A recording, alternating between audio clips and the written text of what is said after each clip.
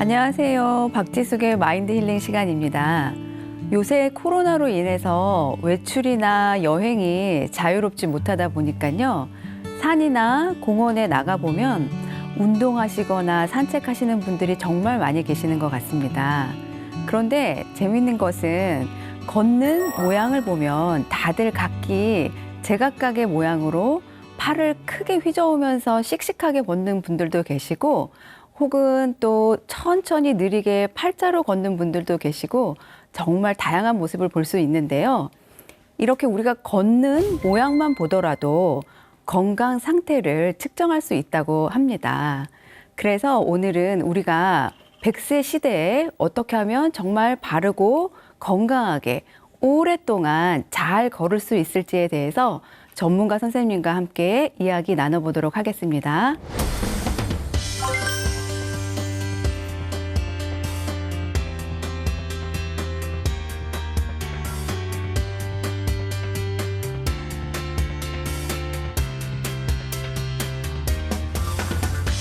가다 보면 이제 지나가는 사람들이 다 이제 걸음걸이가 이렇게 자꾸 보여요. 그렇죠. 안 보려고 해도 계속 보이는데 저렇게 걸으면 무릎이 아파질 텐데 생각도 들고 새끼손가락은 배꼽에 대는 거예요. 이렇게 완전히 늘리라고요? 더 뒤로 걷는 거는 어떤 얘기냐면 엉덩이가 수축하면서 뒤로 밀어서 앞으로 나가야 돼요. 그러려면 이것도 펴져야 돼요. 네. 이렇게 구부리면 나갈 수가 없어요. 네. 이게 펴져야 되고 엉덩이를? 이렇게 나가야 돼요. 어딜 꺾냐면 요 네. 가운데. 가운데를. 그래서 이걸 잡고 세게. 네. 얘도 꺾어지네. 어. 이 꺾어지면 안 됩니다. 아. 신발도 볼 때 요 뒤에를 이렇게 눌러보세요. 네. 요 뒤에를 눌러봤을 때 정말 돌처럼 딱딱해야 돼요. 딱딱해야 돼요. 네, 여기. 그 다음에 사실은 여기 아까 가운데 안쪽 아치가 있는데도 네. 돌처럼 딱딱해요. 안녕하세요, 선생님. 반갑습니다. 안녕하십니까. 네. 간단하게 자기소개 부탁드릴게요. 예, 반갑습니다. 저는 재활의학과 의사 유재욱입니다. 이제 저는 도곡동에서 그 고장난 허리 어깨 무릎 고치고 살고 있고요. 우리 박지숙 소장님하고는 거의 20년째인가요? 거의 20년째 인연을 유지하고 있습니다. 그리고 이번에 또 신간 내셨어요. 네. 눈, 코, 입, 귀, 치, 촉. 네. 오감이죠. 오감을 바꾸면 인생을 바꿀 수 있다. 그래가지고 제가 읽고서 인생을 바꾸고 있습니다. 네, 저의 주치 선생님이기도 하십니다. 네네. 네. 그래서 선생님은 사람들이 걷는 모양만 보더라도 건강 상태를 예측할 수 있다라고 말씀을 하시는데, 네. 그게 직업병이에요. 네. 그러니까 재활의학과가 원래 이 걸음걸이, 그러니까 보행을 분석해서 질병을 이제 분석을 진단을 하고 치료를 하는 전문 분야가 있거든요. 그래서 저도 이제 아침마다 산책을 나갑니다. 이제 아내하고 강아지 데리고 이렇게 나가는데 가다 보면 이제 지나가는 사람들이 다 이제 걸음걸이가 이렇게 자꾸 보여요. 그렇죠. 안 보려고 해도 계속 보이는데 몸매가 어떠냐 이렇게 보이는 게 아니라 저 사람은 저렇게 걸으면 무릎이 아파질 텐데 생각도 들고 어떤 사람은 저렇게 걸으면 다리가 오다리가 휘겠다 이렇게 생각도 들고 저분은 파킨슨 초기 증상 같아서 검사를 한번 해야 되지 않을까? 네. 이런 것까지도 이제 보이긴 하는데 그렇다고 해서 이제 막 쫓아가서 이제 어떻게 좀 이렇게 좀 하시면 MRI 한번 찍어보시는 게 어떨까 이렇게 하긴 좀 그렇잖아요. 그렇죠. 그래서 어떻게 걷는 것이 제일 잘 걷는 거냐 요거에 대해서 제가 한번 말씀드리려고 나왔습니다. 정말 흥미진진하는 기대가 됩니다. 그럼 선생님, 우리들이 매일 걷는 거는 정말 일상생활이잖아요. 그쵸. 근데 이 걷는 거에 무엇이 잘못되어 있는 건가요? 근데 실제로 이제 걷는 거를 보면 우리가 산책길에서 이렇게 사람들을 만나거나 아니면 이제 앞에서 걷는 사람을 제가 뒤에서 보면 사실은 열의 여덟은 잘못 제대로 걷는 게 아니에요. 네. 예. 다 문제가 좀 있어요. 사실은 저도 좀 문제가 좀 있습니다.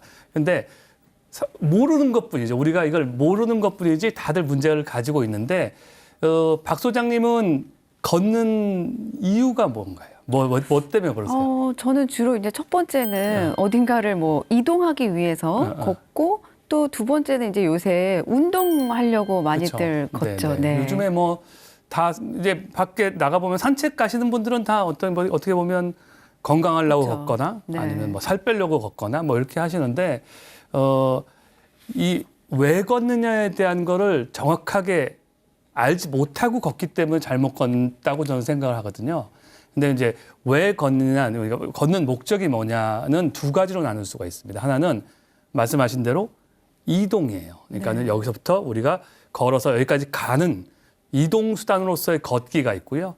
하나는 우리가 운동을 하기 위해서 걷는 부분이 있습니다. 운동 수단으로 걷기가 있습니다. 근데 예전에, 그러니까 옛날부터 아주 최근까지는 다 이동 수단이었어요. 그렇죠. 그렇죠. 그러니까 옛날에 한 100년 전만 해도 다 걸어 다녔잖아요. 그래서 100년 전까지는 하루에 평균 3만 보 정도 걸었다고 해요. 네. 우리 지금은 사실 10,000보를 걷기도 쉽지는 않은데 3만 보 정도가 기본이었다고 하고 아프리카 가면 지금도 사실은 물을 맞아요. 얻기 위해서 하루에 6시간, 8시간씩 매일 걸어야 되는 사람들이 있잖아요. 그런데 이런 사람들은 당연히 이동을 하기 위해서 이동 수단으로 걷는 거고 지금 우리나라 같은 경우는 사실은 이동하려고 걷는 사람들은 있지만 그렇게 많지는 않아요. 운동하려고 걷는 사람들이 맞아요. 대부분입니다. 그러니까 건강하기 위해서 살 빼려고 뭐 예뻐지려고 뭐 오래 살려고 이것 때문에 걷거든요. 근데 이 운동으로 걷기 위해서 저 같은 경우도 사실은 운동하러 가는 데까지 걷는 데까지 차를 타고 가가지고 그쵸. 주차비를 내고 걷고서 다시 이제 오기도 하고요. 어떤 사람은 트레드밀에 올라가서 또 걷잖아요. 그러니까는 사실은 옛날 사람이 100년 전 사람이 이걸 보면 아마도 비싼 밥 먹고 왜 이렇게 힘 빼냐 이렇게 얘기할 수 있을 정도로 대부분의 우리의 지금 걷기는 운동을 위해서 이제 걷는다고 생각할 수가 있어요. 근데 이 두 가지는 굉장히 다릅니다. 네, 어떻게 다른 거죠? 이동을 위해서 걷는 거는요. 최소의 에너지를 들여서 최대로 많이 걸어야 돼요. 아, 네. 그게 이제 목적이 그거니까 최소 에너지를 들여서 제일 많이 걷는 게 목적이기 때문에 네. 가장 편한 자세로 자기가 걷게 됩니다. 무의식적으로요? 예, 그거는 자기가 본능적으로 하는 거예요. 그러니까는 이 이동을 위한 걷기는 무의식의 영역이라고 보시면 돼요. 네. 무의식이 조정을 해서 내가 제일 편하게 에너지를 제일 조금 쓰고 걷게 되는데 이 운동을 하는 거는 사실은 반대예요. 에너지를 많이 써야 돼요. 네, 네. 왜냐하면 운동이 돼야 되고 살을 빼야 되고 근육이 좋아져야 되니까 약한 곳을 더 자극을 줘야 되고 아니면 에너지를 더 많이 써야 되거든요. 그러니까 운동을 위해서 걷는 거는 반대로 에너지를 많이 써야 되고 자세도 편한 자세가 아니라 바른 자세로 걸어야 네. 된단 말이죠. 우리가 이 바른 자세가 있잖아요. 우리가 이렇게 바른 네. 자세를 하는 게 이게 사실은 힘든 자세입니다. 네. 좋긴 하지만 힘들어요. 편한 자세는 이게 편해요. 그렇죠. 누구나 편하죠. 네. 그렇지만 편한 자세는 좋진 않아요. 그렇지만 에너지가 적게 들고 편한 것뿐이죠. 네. 그러니까 이제 우리가 운동이 되려면 바른 자세로 힘을 써가지고 이렇게 돼야 되는데 이러려면 의식적으로 계속 우리가 집중을 하면서 걸어야 된단 말이죠. 그럼 이제 선생님 말씀은 뭔가 이동을 하기 위해서 우리가 걸을 때는 그렇죠. 무의식적으로 어떤 목적지를 향해서 그냥 가는 거에만 집중해서 걷는 그렇죠. 거고, 그다음 운동을 할 때 걷는 것은 내가 운동하는 걷는 행위에 집중을 더 의식적으로 해야 된다라는 그렇죠. 말씀이신 거죠? 예, 예. 그래서 네. 우리가 운동을 할 때는 우리가 걷는 거에 그러니까 의식의 영역으로 끌어들여 가지고 네. 걸어야 되는데 문제는 뭐냐면 우리가 걸을 때 운동하고 걸을 때 어떻게 해요? 음악 듣고 걷고 그렇죠. 옆 사람하고 얘기하고 걷고 네. 이렇게 하면은 금방 이게 무의식으로 달아나 버려요. 그렇죠. 뭐 다른 생각하면서 또 딴 생각하고 걷고 달아나 버려. 그러니까 우리가 잘 걷는다고 이렇게 하다가도 금방 또 이렇게 하고 걷는단 말이죠. 네, 네. 그러니까는 우리가 운동을 하려고 걷는데 실제로는 운동이 잘 안 효과가 떨어지고 네. 바른 자세로 걸으려고 해서 했는데 나쁜 자세로 걸으니까 운동이 안 되고 오히려 뭐 무릎이 아프거나 네. 통증이 생기거나 이럴 수가 있는 거죠. 자꾸 무의식적으로 원복이 되는군요. 그렇죠. 근데 그게 어쩔 수가 없는 게 원래 걸음은 90% 이상이 다 무의식의 영역이에요. 네, 그렇죠. 네. 예전에 이제 박수영님이 저한테 말씀해 주셨는데 그 호흡도 그렇잖아요. 네. 이 우리가 숨을 쉬는 것도 사실은 거의 대부분이 무의식적이죠. 무의식이 쉬는 거여서 네. 이걸 의식으로 이렇게 끌어내오는 게 굉장히 힘들다고 네. 말씀을 하셨는데 사실은 10번의 숨을 자기가 오롯이 그 의식을 가지고 쉬는 게 굉장히 어렵다고 네, 말씀을 네. 하셨던 게 기억이 나는데 이 똑같아요. 그렇네요. 이 걸음걸이도 이걸 무의식에 있는 거를 어떻게 의식으로 이렇게 끌어갖고 네. 나오느냐 이게 네. 굉장히 어려운. 아, 정말 우리가 생각지 못했던 예. 중요한 키포인트를 말씀을 해주신 것 맞아요. 같아요. 예.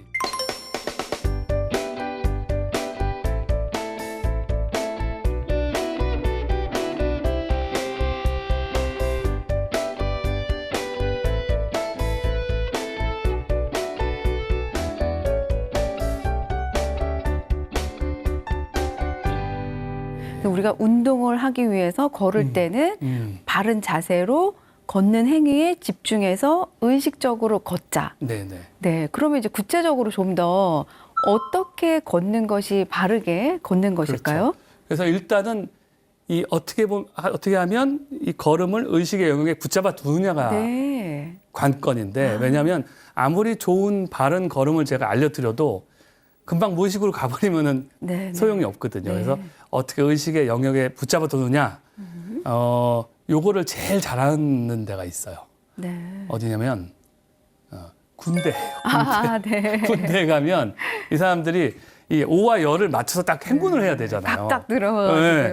그러니까 이게 무의식으로 이렇게 걸으면 네. 그게 안 되는 거예요. 그러니까 이거를 똑같이 맞춰 걷게 일부러 훈련을 시켜요. 네. 그리고 그런 노하우가 엄청나게 발달해 돼 있는 데가 군대거든요. 그래서 군대에서 어떻게 하냐면 어떻게 할 것 같아요? 뭐 구령을 붙여가지고 그렇죠. 이렇게 하게 하잖아요. 왼발, 오른발, 그렇죠. 그러니까 왼발 하는 것이 네. 계속 뇌에다가 이렇게 걸어 하면서 의식에다 주는 거거든요. 아니 걷기 명상할 때 우리가 그 나의 걸음 알아차림하는 원리랑 아주 똑같은 것 같은데요. 아, 그런가요? 네, 걷기 명상을 할 때도 사실은 이제 나의 걸음 한 걸음에 더 주의를 집중하고 관찰하기 위해서 그걸 좀 더 쉽게 관찰하기 위해서 나의 오른발, 오른발, 왼발을 이렇게 네이밍한다고 이름을 붙여가지고 알아차리는 훈련법이 있거든요. 아, 그게 네. 왜 그러냐면 우리가 무의식하고 의식을 두 개 동시에 할 수 있는 부분이 네. 몇 군데 없어요. 예를 들면 우리가 심장을 의식적으로 빨리 뛰게 할 수 없잖아요. 그렇죠. 또 그리고 뭐 체온을 우리가 올리겠다고 그래서 맞아요. 올릴 수도 없는데 숨은 빨리 쉴 수가 있어요. 네. 호흡은 빨리 할 수 있고 걸음도 의식적으로 빨리 할 수 있거든요. 그러니까 우리가 의식하고 무의식의 접점, 윈도우가 네. 되는 그 부분이 걸음걸이하고 호흡이라고 봅니다. 그래서 우리가 이제 무의식을 컨트롤하거나 네. 예를 들면 이제 말씀하신 명상을 하거나 스트레스를 풀거나 네. 뭐 해탈을 득도를 하거나 계시를 받거나 뭐 이런 행위를 할 때 호흡을 이용하거나 아니면 걸음걸이를 이용하는 경우가 많아요. 그래서 네. 실제로 뭐 말씀하신 대로 미국의 이제 정신과에서도 이렇게 쭉 서가지고 이제 걸으면서 네. 이제 걸음걸이를 얘기하면서 이제 정신적인 맞아요. 질환을 치료하는 그런 경우도 있긴 그래서 요새 합니다. 현대인들한테 정말 어떤 걷기 명상이라든지 호흡을 통한 명상을 통해서 건강을 또 이렇게 회복하고자 그렇죠. 하는 분들이 많이 계신 것 같아요.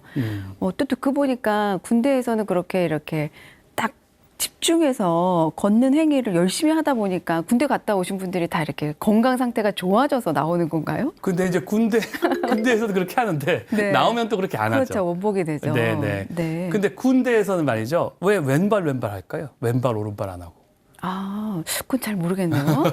왼발 오른발 안 하잖아요. 네. 이게 의식적으로 너무 걸음걸이를 잘 걸으려고 하면 말이죠. 걸음걸이가 되게 어색해져요. 어색해집니다.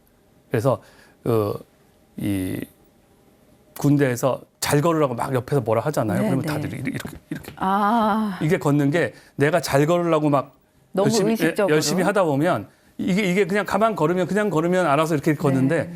이게 이제 이렇게 가게 되는 거죠. 그래서 왼발 한쪽 발만 계속 하면 되고요.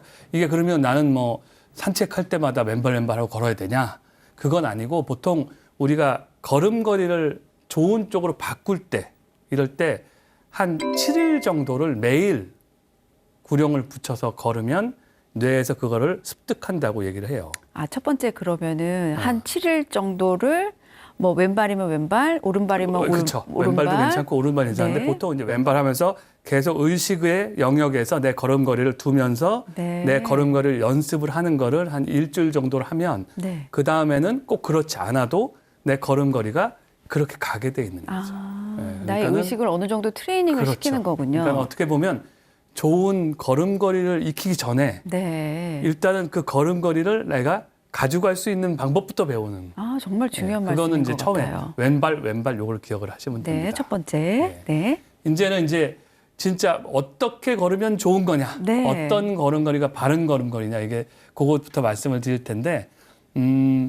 사실은 굉장히 여러 이야기들이 있어요. 뭐 전문가가 100명이 있으면 100명이 다 다른 얘기를 하고, 네. 골프 배우면 골프 스윙도 그렇잖아요. 그렇죠. 골프 레슨 프로가 100명이 있으면 골반 이렇게 트는 것도 100명이 다른 얘기를 하고, 뭐 팔꿈치도 100명이 다른 얘기를 하고, 이렇듯이 다 다른 얘기를 하는데, 이 걸음걸이도 사실 다 똑같아요. 뭐 여기는 어떻고, 종아리는 네, 어떻고 맞아요. 얘기하기 시작하면 한두 끝도 없거든요. 그래서 저는 두 가지만, 네. 편하게 두 가지만 이제 말씀을 드리려고 합니다.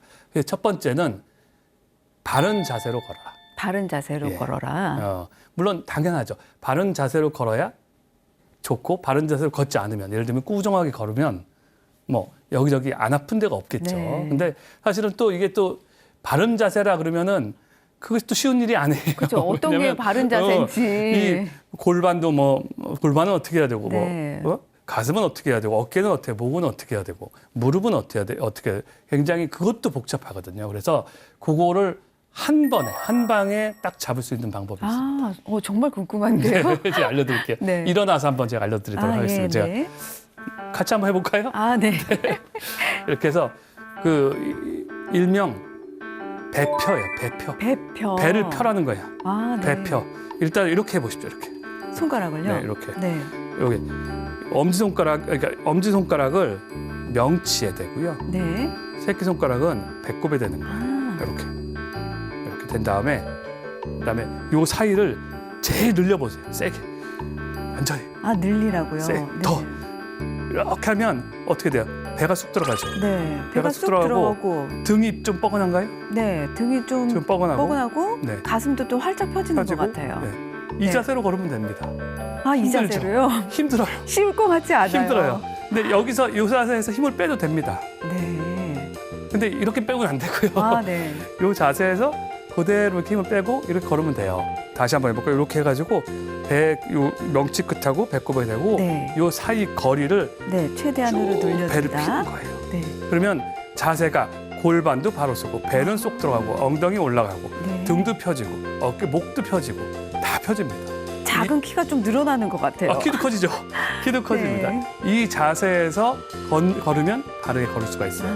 근데 이제 여기서 힘을 빼 또는 이제 무의식적으로 또 넘어가. 그렇죠. 돌아가. 딴 생각해. 네. 그럼 어떻게 돼요? 다시 구부정해지는. 이렇게. 배가 길이가 줄어드는 것 줄어드는 같아요. 거죠. 네. 무릎은 조금 이렇게 구부러지죠. 그래서 이렇게 온단 말이죠. 네, 네. 근데 다들 다 이렇게 걸어요. 지금 여기 화면 이거 TV 보시는 분들을 보면 열에 여덟 다 이렇게 걷습니다. 네. 사실은 제가 여기 나올 때도 이렇게 걸어왔습니다. 아니 진짜 아무 생각 안 하고 무의식적으로 걸으면 그렇게 걸을 것 같아요. 왜냐하면 그게 네. 편하거든. 네. 그러니까 무의식으로 하면 편하게 걷는 거예요. 그래서 이게 편하면 문제가 돼, 건강에 문제가 됩니다. 그래서 걸을 때는 좀 힘을 주고 불편하게 걸어야 돼요. 배를 쫙 그러려면 펴고. 하나만 딱 기억하시면 돼요. 배를 피면 돼요. 네, 배펴. 배펴. 그래서 바른 자세로 하면 배를 펴라. 네. 이게 첫 번째.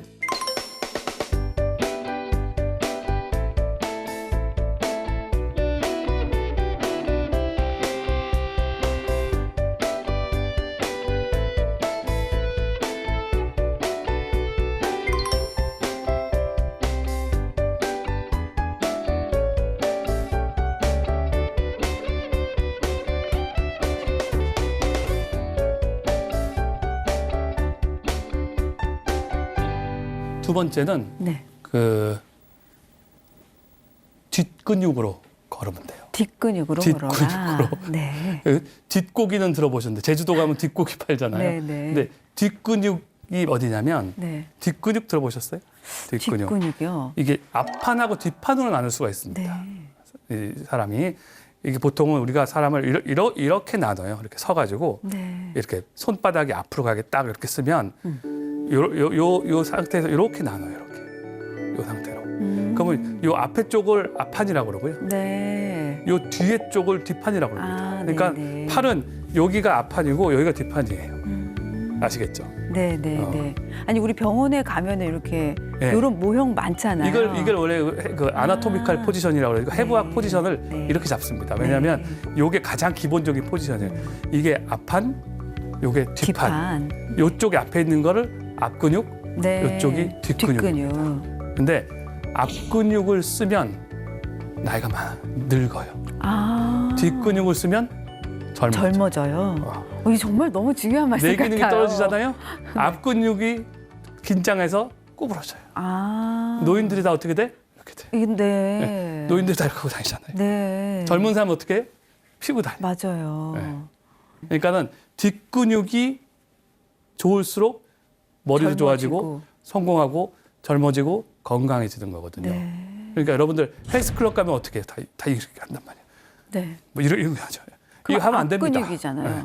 이거 하면 안 돼요. 뒤만 하세요. 뒤만. 저는 이제 9대1로 하라고 9대1로 하라고 그래요. 그러니까 앞근육은 1, 네. 뒷근육은 9. 사실은 10대 0으로 해도 돼요. 여기만 하고 여기 하나도 안 해도 돼. 그럼 뒷근육을 구체적으로 어떻게 사용해야 돼요? 다 당기는 거죠. 당기고 네. 피고.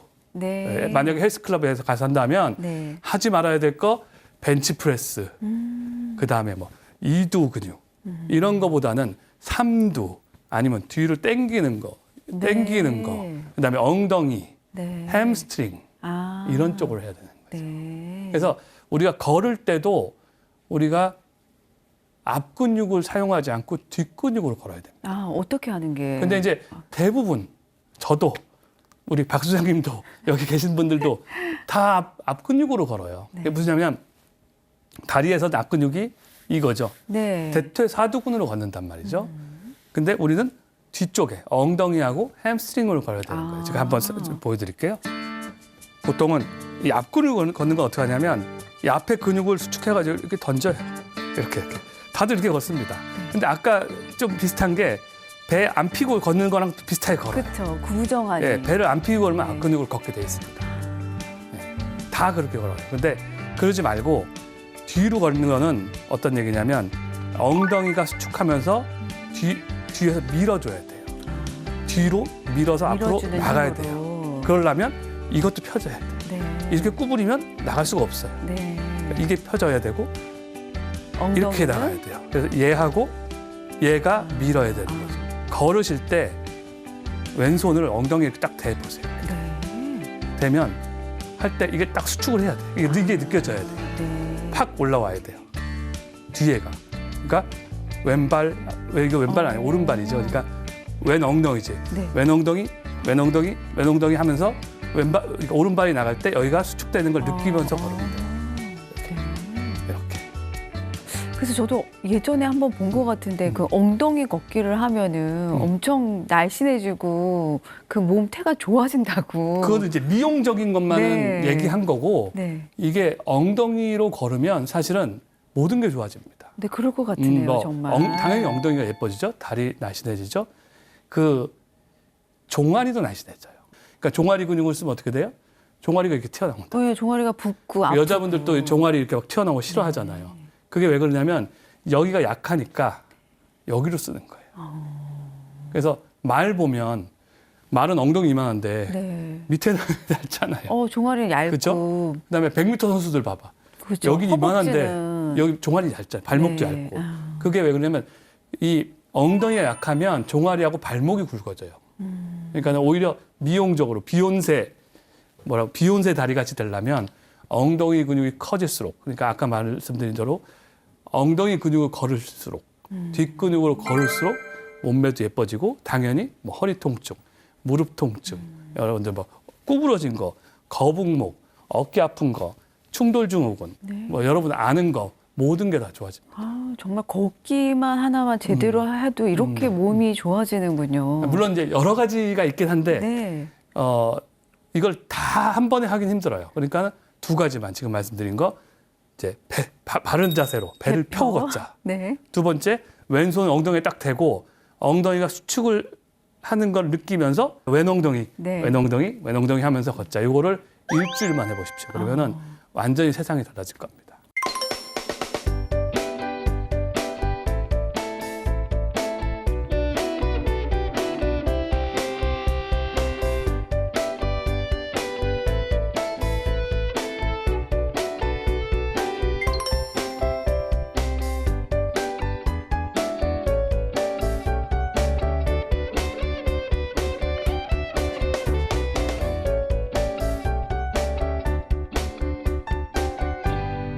우리 시니어 여러분들이나 아니면 뭐 요새는 뭐 많은 젊은이들도 무릎이 아프거나 발이 아프거나 허리가 아픈 분들이 너무 많이 계시잖아요. 그렇죠. 이제 그런 분들은 또 이렇게 의식적으로 걷는다는 게 쉽지는 않을 것 같아요. 어떻게 걸어야 할까요? 아무래도 이제 그 연세가 있으신 분들은 아파서 못 걷는 분들이 네. 많고, 저도 이제 병원에 오시면 항상 물어보는 게 그거예요. 난 무릎이 아픈데 걷기 운동을 해야 되느냐? 예를 들면 허리가 아픈데 걷기 운동을 해야 되느냐? 이렇게 물어보시는 분들이 많아요. 근데 걷기를 안 하면 잃는 게 너무 많습니다. 네. 그래서 걷기를 하긴 해야 됩니다. 근데 또 그렇죠. 한편으로는 이 아픈 걸 참아가면서까지, 예를 들면 진통제를 먹어가면서까지 걸을 거냐? 그것도 사실 좀 좋은 일은 아니에요. 그래서 보통은 저는 어떻게 말씀을 드리냐면, 예를 들면 무릎이 아파서 이제 걷기가 힘든 분들이 있으면 예를 들어 10분만 걸으면 아프다 나는. 네. 그러면 아플 때까지 걸으면 안 됩니다. 9분을 걸으세요. 9분. 아, 딱 아프기 직전까지만. 직전까지. 그러니까 내가 재보세요. 아파. 한 10분 걸을 때 아파. 그 다음 날 9분 걸어보세요. 그럼 9분 걸었더니 아파. 네. 그럼 그 다음 날 8분 걸어보세요. 안 아파. 그럼 8분씩만 걷는 거예요. 아, 네. 그거를 쉬면서 반복을 하세요. 아, 하루에 몇 번씩. 몇 번씩. 네. 그러면 예를 들면 내가 하루에 60번을 걸어야 되는데, 60분을 걸어야 되는데 뭐 10분씩 나눠서 6번을 걸으면 네. 효과가 어떨 것 같습니까? 효과가 훨씬 더 좋을 것 같은데요. 효과가 더 좋아요. 연구에 의하면 한 번에 쭉 걷는 것보다 나눠서 6번 걷는 게 여러 가지로 효과가 네. 더 좋다고 그래요. 그러니까 아픈 거를 하지 말고, 그러니까 그때그때 시간을 재세요. 그래서 안 아플 때까지 재서 그거를 나눠 걸으시는 거 좋고요. 그다음에 허리 디스크 같은 경우는 보통은 걸을수록 별로 안 아픕니다. 앉아 있을 때 보통 많이 불편해하시고, 걸으면 안 아픈데, 이제 문제는 디스크 나는 극복을 하겠다고 막 뛰고 뭐 이런 분들 있어요. 막 잇몸 일으키기 하고 그런 건 하지 마십시오. 예, 그렇게 하면 다치니까 오히려 조금 활기차게 걷는 정도, 이런 정도로도 디스크가 많이 좋아지고요. 그 다음에 협착증이 문제예요. 척추관 협착증은 걸을 때 아파서 주저앉는 병이거든요. 보통은 이제 뭐 100m 걸으면 주저앉고, 어떤 분은 500m 걸으면 주저앉고 이렇게 되는데, 그것도 마찬가지예요. 500m 걸으면 주저앉으면 400m씩만 걸으세요. 또 걷고, 앉아있다가 좀 쉬었다가 또 걷고, 이렇게 해도 충분히 운동 효과를 볼 수가 있습니다. 그러니까 몸에 최대한 무리를 주지 말되 네. 운동은 여러 번 걸어야죠. 나누어서. 네. 근데 저 같은 경우도 이제 무릎이 다쳐가지고 무릎이 아주 아픈 사람 중에 네, 한 네. 명인데, 운동은 해야겠으니까 항상 이제 뭐 피트니스 센터 가거나 아니면 이제 산에를 가거나 하면 갈등이 되는 게, 트레이드밀에서 안전하게 걷는 게 더 좋을지 아니면 야외에서 걷는 게 더 나을지. 그런 것도 참 질문이 많아요. 네. 그러니까는 예전에는 미세먼지 때문에 트레드밀을 많이 네. 했는데, 요즘엔 또 코로나 때문에 맞아요. 또 밖에를 많이 걸으시고. 근데 그런 게 없다고 생각하고 말씀을 드리자면, 저는 이제 트레드밀보다는 바깥을 더 선호하는 편입니다. 네. 왜냐하면 이 트레드밀이 속도를 정해놓고 걷잖아요. 그렇죠. 속도를 정해놓고 걸어서 속도가 일정하게 오기 때문에 생각보다 잘 다쳐요. 왜냐하면 조금이라도 내가 방심하면 다칠 수가 있거든요. 근데 이런 이제 야외에서 걸을 때는 내가 컨디션에 따라서 조금씩 자기도 모르게 본능적으로 속도를 조절하게 됩니다. 그렇죠. 예, 다양하죠. 그러니까는 훨씬 걸음이. 그리고 또 이제 지나가는 어떤 맞아요. 풍경이나 이런 거에 의해서 어떤 세로토닌이나 뇌에 나오는 것 훨씬 더 좋아지거든요. 그래서 그런 면에서는 그 트레드밀보다는 저는 이제 산길이 좋고, 근데 그렇지만 요즘에는 또 뭐 미세먼지나 이런 것 때문에 조금 다르기도 하고요. 그다음에 또 물어보시는 게 흙길, 네. 그다음에 트랙, 네, 네. 시멘트길, 그다음에 요새는 또 뭐죠? 둘레길, 네, 네. 둘레길, 뭐 이렇게 뭐 어디를 걷는 게 좋냐? 근데 보통은 둘레길처럼 이렇게 좀 울퉁불퉁한, 네. 그러니까 판판하지 않은 데를 걷는 게 건강에는 더 좋다고 합니다. 왜냐하면 이 발목이 계속 이렇게 운동이 되는군요. 예, 운동이 되거든요. 그러면 우리 발목에 그 센서가 달려 있어요. 이 고유 수용체 감각이라고 해서 이 평형 감각을 유지하는 센서가 뇌랑 연결이 돼 있거든요.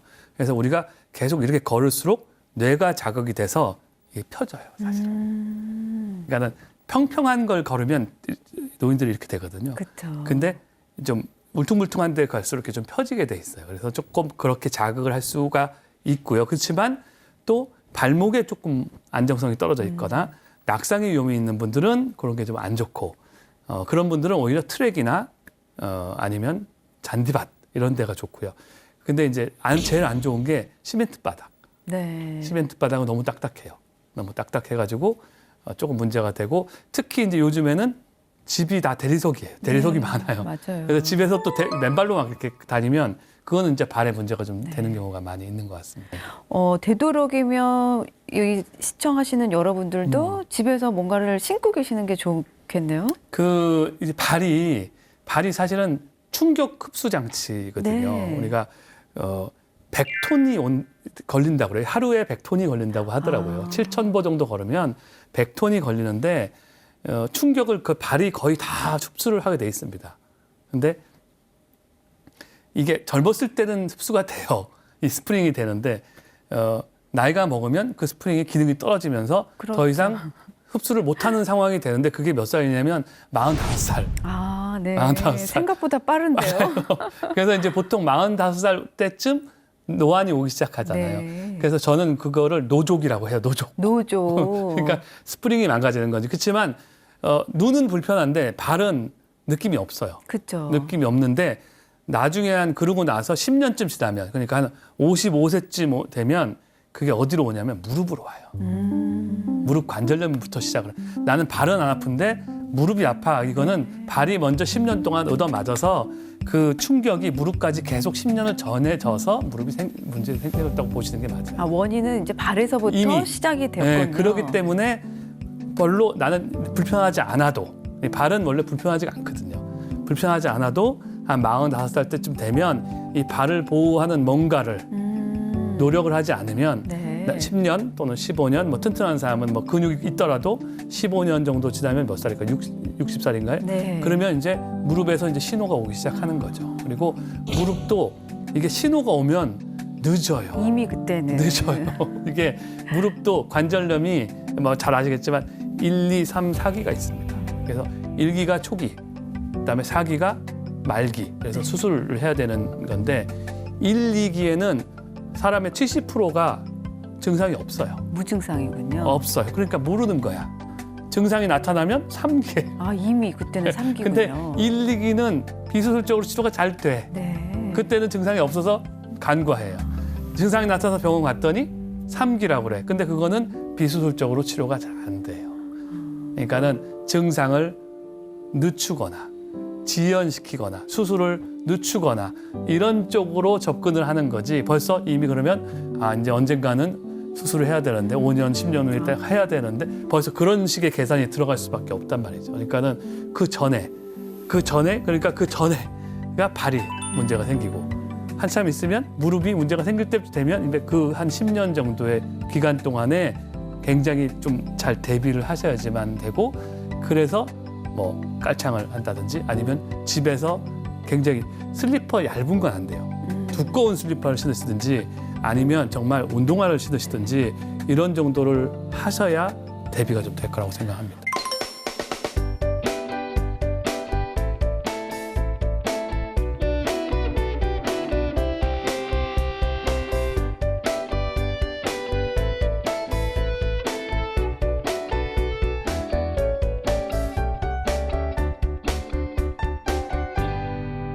선생님, 그 신발을 보고도 건강을 또 측정할 수 있다고 이렇게 말씀을 주셨어요. 네. 이 신발이 지난 한 6개월간 내가 어떻게 걸어 다녔는지를 볼 수 있는 블랙박스 같은 거거든요. 아, 그런데요. 그게 그대로 이제 딱 찍혀 있으니까. 그래서 신발을 이제 가져왔는데 이건 좀 새 신발이에요.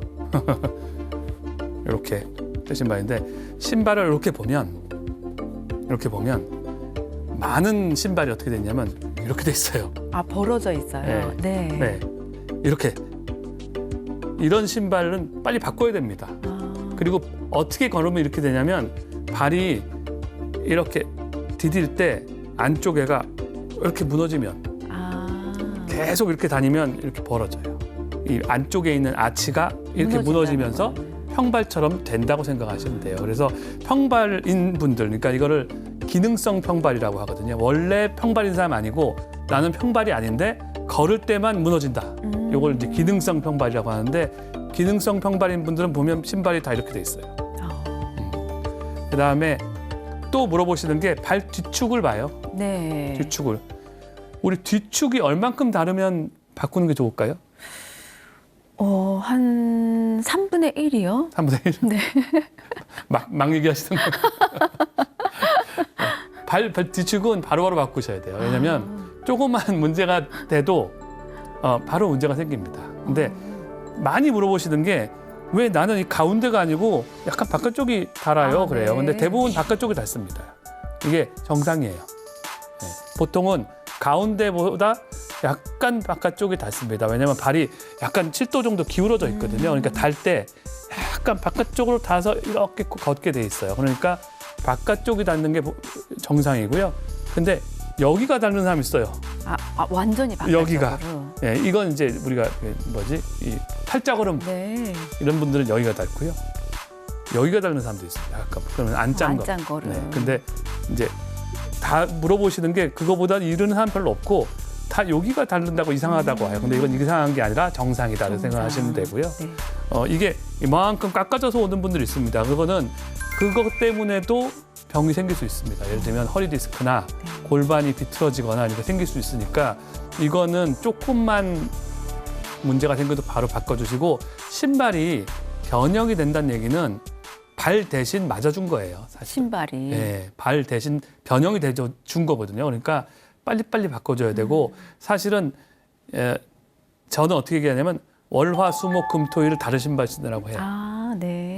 한 신발을 1년 신고 바꾸고 1년 신고 바꾸는 것보다 7켤레를 7년 신는 게 훨씬 더 건강에 좋아요. 네. 그다음에 신발을 고르는 방법도 있어요. 네. 어떻게 고르십니까? 예쁜 거 고르시나요?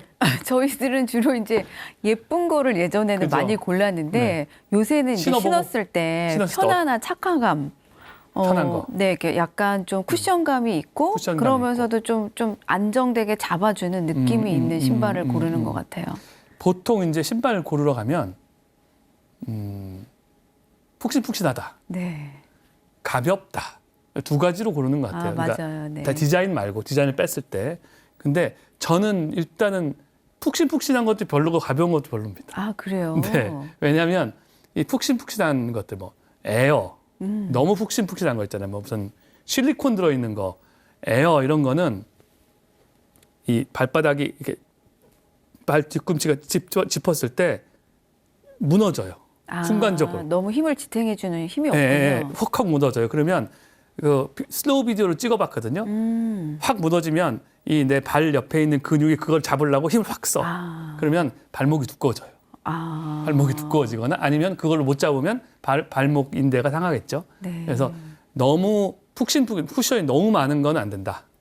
첫 번째, 네. 막 에어 크게 들어있거나 실리콘 이만큼 들어있는 거는 안 된다. 그다음에 너무 가벼운 것도 안 된다. 네. 왜냐면 우리가 흔히 가벼운 신발이 좋다라고 알고 가벼우면 있잖아요. 날아갈 것 같죠. 네. 신발을 신으면. 근데 차랑 똑같아요. 차도 경차가 있고 무거운 차가 있어요. 사고 나 보세요. 그렇죠. 승차감은 어떨까요? 승차감도 차이가 많이 나죠. 나갔죠. 그러니까 승차감도 이렇게 많이 달릴수록 무거운 차가 좋아요. 승차감도. 그럼 신발이 무조건 무거운 게 좋은가요? 무조건은 아니지만 어느 정도 무게는 있어야 된다. 어느 너무 정도. 가볍거나 너무 무거운 것보다는. 그리고 이제 그것도 저는 이제 바꿔서 쓰는데 실내에서 사용하는 운동화는 네. 저는 실내에서 쓰는데 가벼운 걸 써요. 네. 왜냐면 실내니까. 네. 근데 뭐 제가 외출을 할 때는 조금 더. 그다음에 산책을 하거나 걸을 때는 아주 두꺼운 거. 등산화 같은 거. 그러니까 우리가 뭐 제주 올레길을 걷거나 뭐 그쵸. 저기 스페인의 산티아고 가는 뭐 그쪽 길을 할 때는 완전히 등산화를 그쵸. 신잖아요. 네, 운동화 네, 가면 네. 큰일 나거든요. 네. 그러니까 운동화 갖고 안 되고 굉장히 두껍고 딱딱하고 이런 걸 신습니다. 그러니까 군대에서도 우리가 군대에서 이제 행군을 할 때 여기 까져가지고 운동화 신고 행군하는 친구들이 있어요. 그 사람들은 다 낙오합니다.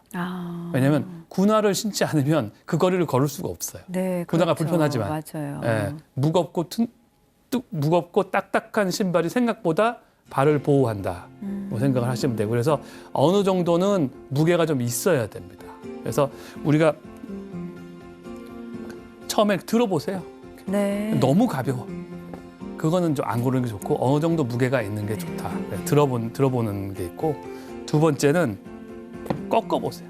아, 꺾어보라. 어딜 꺾냐면 요 네. 가운데. 가운데를. 그래서 이걸 잡고 세게. 아, 네. 얘도 꺾어지네. 어.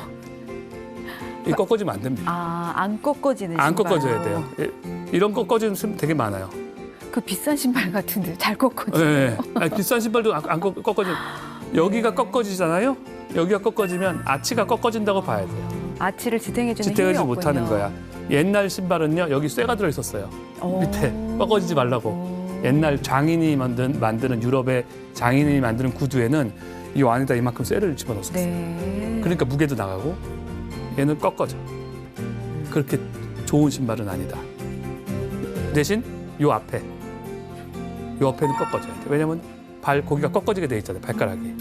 탄력적으로 좀 거기는. 발가락이 이렇게 앞으로 그쵸. 가려면 꺾어져야 되니까 여기는 꺾어져야 되고 여기는 안 꺾어져야 되는데 얘는 여기는 잘 꺾어지고. 꺾어지고 여기는 생각보다 안 탄력성이 꺾어져요. 별로 예. 없네요. 그러니까는 이 아웃솔이라고 하는데 이 밑창이 그렇게 훌륭한 건 아니다 생각이 좀 드네요. 그래서 네. 꺾어봐서 이렇게 여기는 안 꺾어지고 여기는 잘 잘 꺾어지는. 꺾여지고. 그다음에 세 번째는 이거는 가서 해보면 주인 저기 운동화 파는데 싫어하는데 살짝 던져보세요 이렇게 아, 네. 그 여기, 이유는 여기. 뭔가요? 이렇게 그러면 딱 떨어지죠.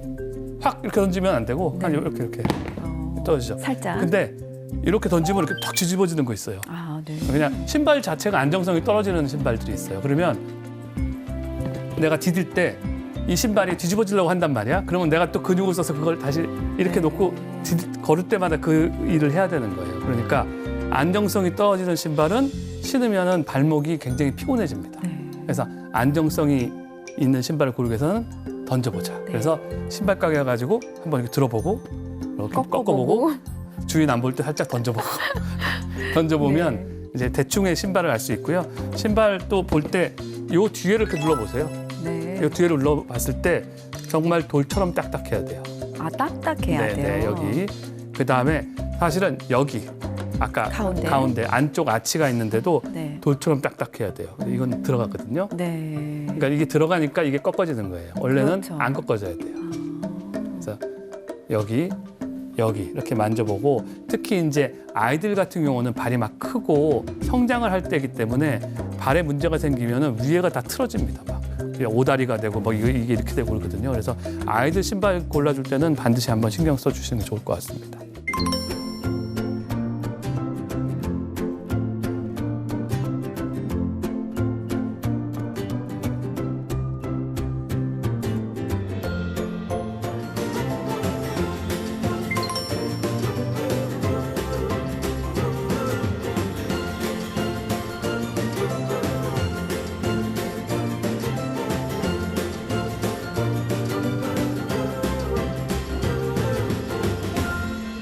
그럼 선생님 정말 바르게 걷기에 대해서 많은 말씀을 해주셨는데요. 너무 유용한 말씀해 주셨어요. 마지막으로 우리 시청자분들한테 꼭 요거 하나만 기억하시라 하면 뭐가 있을까요? 예, 걷기는 정말 중요하거든요. 근데 제대로 걷는 게 더 중요합니다. 그래서 오늘 이제 말씀드린 것 중에 바른 자세로 배 펴고 걷자. 그 다음에 이 뒷근육을 이용해서 엉덩이에다가 손을 대고 걷자. 두 가지만 하셔도 바른 100세까지 건강하실 수가 있습니다. 선생님 좋은 말씀 오늘 너무 감사합니다. 네, 감사합니다. 여러분들 어떠셨나요? 우리가 매일 일상적으로 걷는 이 걸음걸이가 이렇게 우리의 뇌와 젊음과 건강에 많은 영향을 미친다는 것을 새롭게 안 것 같습니다. 오늘 배운 이 유용한 팁을 여러분들도 활용하셔서 100세까지 오래오래 건강하게 걸으셨으면 바라봅니다.